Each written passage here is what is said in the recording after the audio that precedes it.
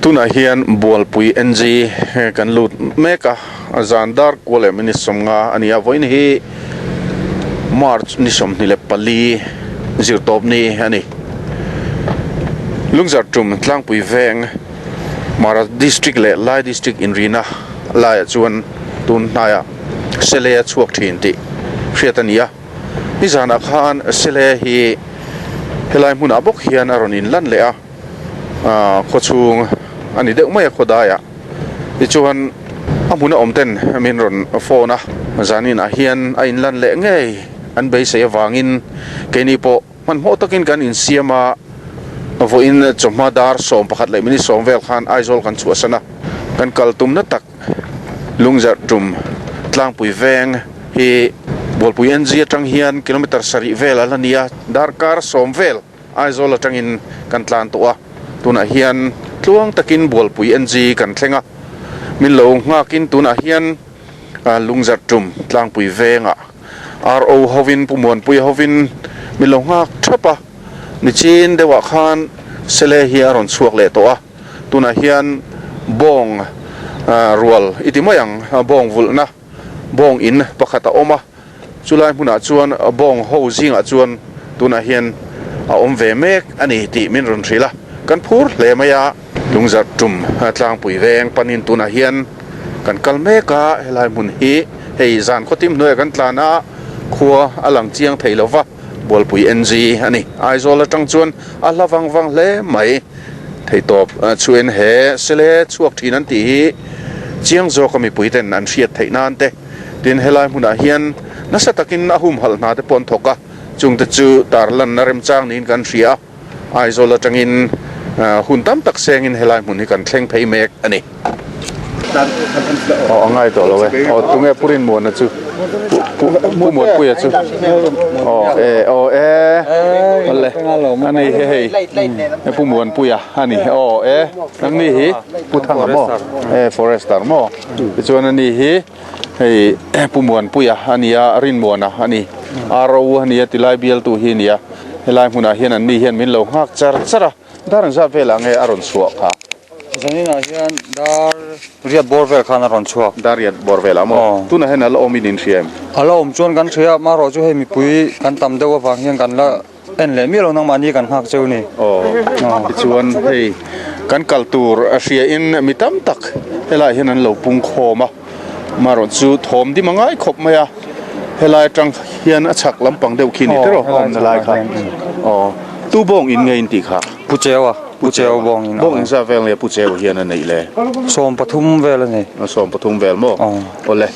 ti chuan hei tuna hian han hoi kwal vel tai la kha lampang te kha in en kwal te hemi hring hi kan thanem viau maya mi pui tam tak helai hian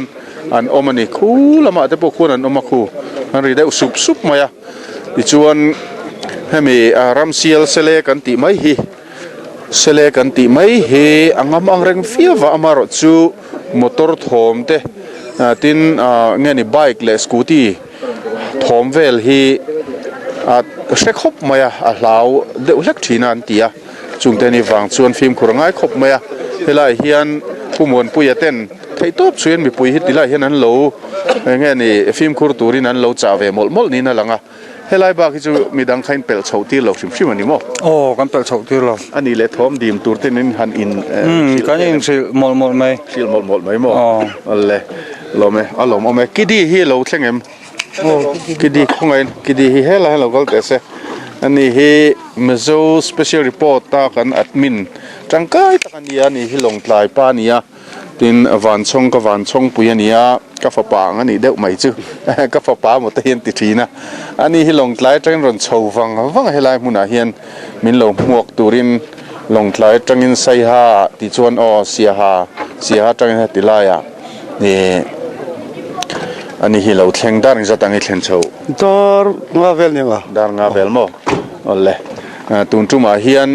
Mizorama thil thleng ngai lo special report kan nei thei tur hi lawmawm kan tia tin kan bei sei angin voina tlai zandariat vela helaya yang khan Sele hi ron chuak le hlol maya ni zan lama dar som vel bora athom vela tang khan aron thleng len yang an tia ti chuan an han ena puchewa bong da na abong in vela khan ti khan lo tla vele ruk ruk to maya ti chuan dar som pani vel thlenga thla ten la a chumi hnuah chuan an mut san ta a zinga darli velan thowa ta po chuan a lo la om tarenga chuan a thla te du tokin an la a zing dar nga vela in sa sengta ni nan soya chuan hei pumon puya te hian ron pheiwang teu khai zanin a hian a in lar le kan ring tlat ani aron lu le kan ring ani han tia an be sayang chin hei zanin a hian aron lut le ania aman hla kan ti hle maya ha po kan hrelo ani engpo ni se report tiang khang kan siam chho zelanga hilaya sele omna te po kan han lut chawanga amaro chuti hum chi ni lova ti khan pani khat tiang khang kan han lut chawanga thla te kan la anga pumon puya te ho nen tiang chuan ma kan lat tura kan ngai ni bong in chu kan pan chho ta meka hela hian tui khur oma hemi tui khur pia a hian zol oma chulai mun chu ni deuh to maya poni sela tuna hian sole avei ngo maya avei ngo mai so alien le maya hei se chal lian pui tia khani maya hei solai son ngam takin bong ang mai ti son atla veringot mai ni hei hi sele pa hania mithen khat chuan sele pa tia nge ni maltlat hi tumpang ani e antia sele pachal tia maltlat hi tumpang ani e antia tuna hian fit somthum vel bor atangin tuna kan en meka ave ngo maya min laulo le mai mak chuti vele uleka khatia lai ta en sup ta ka chuan Mizoram ngai ven na sa ve khop maya aki khi zar mo em maya hei Mizoram sele kan ti ramsial te po antia tam tak tan chuan sele hi denge mo ni le kan lo ti ni mai thea sial chukan revek maya miring inan vulthin sial khatiang ang tak mai kha vul lo khatiang ram sial kha om vetani hei sele kan ti chu anita Mizoram a hian tam anom to lova an tam to lo le maya aniak ringot mai mu ani chang po in an chui zui na sathina aniak te an te a hei sele niak ngei ani don hi ti in helai rama hian sele a omani hi ti in forest department lam te phei chuan an beng khon em thina ni aniak mai ni lovin tuna hian sele ngei mai chu hei anung lai ngei mai chu ti hian kan mutani he sele hi mak em maya ti hian kho chung ani ti mai hei kong pui bul mai ania helai bong in omna lai hi bong in hantila bong anda na hmunah ni ber maya vok in te ni khi lai kan mu ta khi chu tiang khan helai sir mun then khata hian vok in dang te po om nuala helai hian a bong an riak thina an om thina an bong zinga anu pakhat hi tunai hian a hur thar ni in riatania chu aron hel ni in an ngai deuh ber maya ki khila khian kan muang khian khi bong puile bong no te po kan mu khi bong pui te chu he sele pa laka hi chuan he sele pachal laka hi chuan han te lai leng khopa te reu te khan hi rongot mai ni alien tok hle ni ti riat thea quintal thum borvel chu tling thei mai om mangi o kan han ti ve roka sa sermi kan ni lova bong ser thang te chuan an thiam mai theya alien khop mai ti hian ngazan khuan ta hen om ve maya bong ek zinga ti khana bok ve maya ti chuan tuk zing lamah te po alo la om ta thin ania nizana pawh dar som vela bong thawm riwa velan han hriat atangin aron thleng le nianga han tian han en vata alo om le ngei maya ichuna thla ten lamol mola zandar som pani vel thleng tikhanan om chila nai tak taka tikhanan wa kalchila da fit som vela nai de pon vokalani maro chu he sele hiangam hlea azaidam hle mai bok ti hriat taya engtin mati bik lawati khan anga event ro chu lo ngai event suk suk thina tuna pokhian khi min ngai event reng khi chang phei chu ni chin khan anin show sadeu an ti deuh suka amaro chu min ron atak emo min ron bei emo chu atum der lo maya ti khian khi min ron en reng ani in rin chu in ring khop maya amar chu engtin ma kan ti don lovani ti chu arhethiam ve thuai mai na rin oma ramsial sele puitling he kezi za tanga kezi zoruk somnga velte hani tlang puya a pachal tumpang amat la rangam ngat kan han tiang chin kha kezi sang khatte handling thei helani quintal so mantling thei ti na ni chu a pachal lian te hi a thluk vum sang lai te in fit sari vela sang te an ni thei hol maya he sele po hi fit sari chu tling hial mai the ni apui tling taksa seizong hi fit ria ta tanga fit som pakhat te ni tlang pu he anu le apa in kian nei ve vea apa hi anu ain alian zok thina ni atluk vum hi bong anglo takin alian bika anung jang chan ve vel thleng mai hi aron o phei dur maya atilang kul de urun thina atilang pa lia bokani arong hi tlang puina sen ukdum lam hania au pa pianga arong hi dum na satul tul thin tin anu hi pa ain arong adum na salo zok thin anung jang hul hi au patnuwa atlem tial tiala achal tak tak pheijon nung jang hi akul rut mai thinani asia khomol puya hian ram salian ber pathumna ania saile samak chia an alien an omani khovela ram samanga sumdon nalama thunei thuber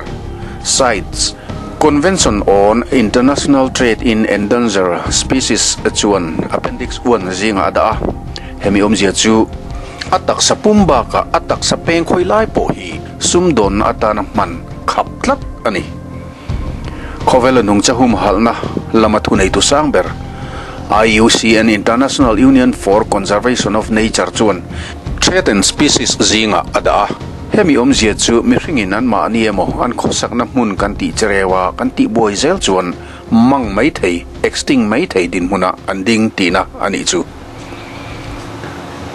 India rama nung chahum halna dan puiber Indian Wildlife Protection Act 1972 chuan hum halna sat ber schedule 1 zinga ada ani ramsial te hi chun lama chozong chi an nitlang puya amaro chu mihring tenan khosak na kan ti chereu na sat po avangin zan lama che chok te po an om ve thin bok ramsial pat hian bong puian be sei ve chok thin nin soyania sial mihring ina kanovul te hi ramsial le bong in thla pola tanga lo piang ni mi thiam te chuan ngai ni sele ramsial te hi an van to em avangin cryopreservation an ti mai an jin te hi him takada thata tan aruam man na tuna hian kalmeka hemi omzia chu khovela hian an lawmawm an lo extinct ani po in science thiam na mangin an laklon le theidon atina ani tun main helai vela hian in muthinem helai a hian lo nei mi te le wan siam mi te chuan an muthina report hi aronom thina sang ni le sompali kham bol puyan ziren sikala chuan sang ni le somparuk khan burlu si nar kan tia khi lama khen oma ta chuan apui le nawar non chuak an tia hmunah kan vakala an thlai ti siat alu hmun te kha lo chil chiat saka khang te kha kan han ena ti chuan an hiak le a ek ti ba kha chu kan chan ani lem lowa ama kha taka hi mu turom lowa ma ro chu hei huna local tuna hian pa hi aron chuaka forest lama report kan don hi tun thani som panga kha ania helai ron chu helai ron chu hi long klai a meeting tura kom lai ania amar chu mi ron thil vel khan fin fi anga ani hi helai hi kan soijing to boxia kan tia kan chhunga headquarter aro pual ba da ne kan chhunga ti chuan zan kan ria ka zan kan ria zan khan dar kwa borvela ron chuaka ti chuan amaro chu tha te kha kan la hlei thei lowa kan mutsan le a jing dali le cham vela kan thowa abul hnai vela na riak ning kan ringa alo lo om reng maya chuan tha te kha kan han la amaro chu khami jing kha jing danga in motor kal veiwa ka tama wangin helaya omrei lowin dar nga le cham vel khan a let le ta ti chuan ke ni po meeting tur kan ni wang khan kan ho thave ta ti chuan an hu atu ka khan a ron chuak le a kata pe ka chuan omrei riau me dariat don dar sari pel nu thleng kha oma chuan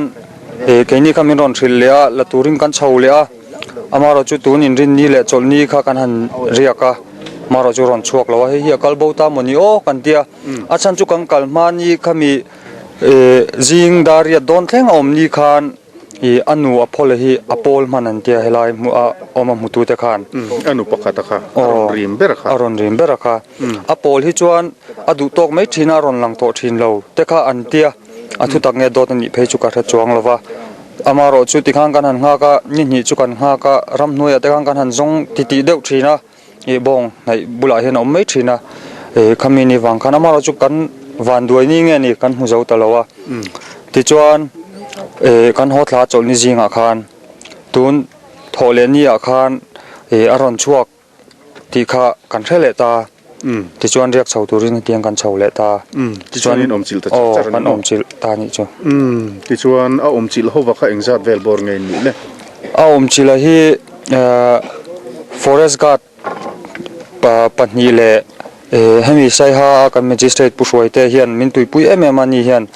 kong eng kima hian ati ratang khan min ria puya ani po hian ala mulo ni zan khan a muwa lom khop me ani po te hian ani hian ati ratang a bul thlengin min la toy om char char ani a sep ho khan an ron chang ani mo sep ho kha o long tlai lampang an member te ho kha an ron chho ve boka kan rual khan karma sa khan amaro chu ni po kha kan van duaya tikhan mulowin an let le ta zan ni an re kan ti zan ni an riak ole kan van nei hle mai ke ni kan thleng phei man lo ani ber chu zanin dar riat vela khan helai min lo nga kan ni deuh ber maya lawmawm hle maya zaina hian ron chuak lengem chuak lowangem ti kha rin thiam har ang renga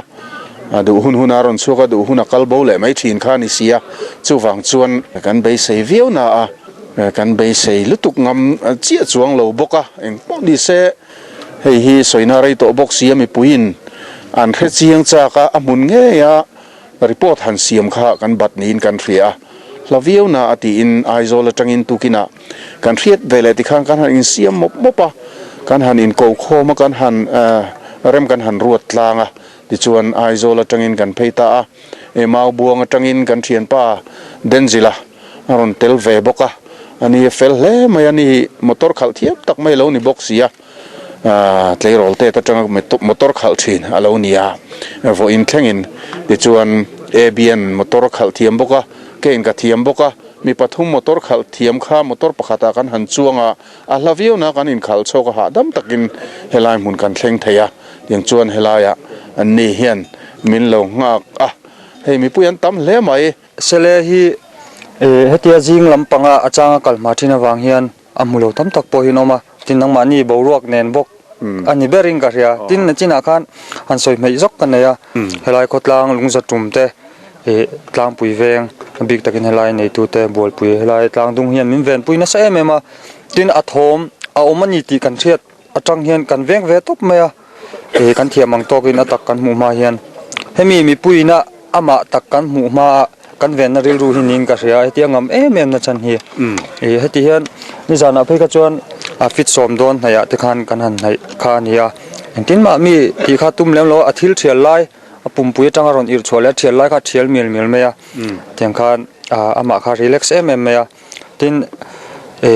kan naute kan forest guard le kan forester te khana china puthang wunga te patiang ho kha tanan la na sa helaya hian khalai kha kan bel tu jok bok ani an te a kop pui anu hi an kap ni a soi thom om tlat mai a khalai kha in chui chiang em in hre chiang em helai hi kan hne na hian report hi om lowa amaro chu tun hnuwa a rawn chhuah hian